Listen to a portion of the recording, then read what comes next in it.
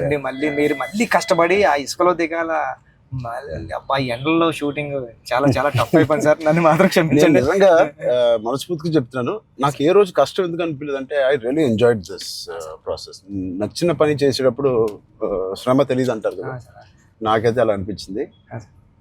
అంటే బట్ ఇవాళ షూటింగ్ అయిపోయిన తర్వాత నాకు బాగా తెలుస్తుంది, ఎందుకంటే నొప్పులు ఎక్కడెక్కడి నుంచో నొప్పులు బయటకు పడుతున్నాయి. ఇది మా పాపను కూడా ఎత్తుకోవడానికి ఈ చెయ్య కొంచెం నొప్పేస్తుంది. రేపు ఎల్లుండో వెళ్ళి చిన్న ఎక్స్రే తీయాలి. అంటే ఆ కుస్తీలో చేయి పట్టి పట్టి పట్టి అది అదురు ఉంటది, అదిరి కొంచెం ఏదో అయింది దీనికి. మళ్ళీ మీకు చేతికి అది కుస్తీలో పట్టడం, ఆ పైల్వాన్స్ అందరం తిరిగేయడం అట్లతో పాటుగా మళ్ళీ సార్ పైగా నువ్వు పెట్టింది ఆర్టిస్ట్ కాదు, నిజమైన పైల్వాన్స్ వాళ్ళని బతిమాలి బాబు నువ్వు యాక్టింగ్ చేయరా బాబు అని చెప్పడానికి.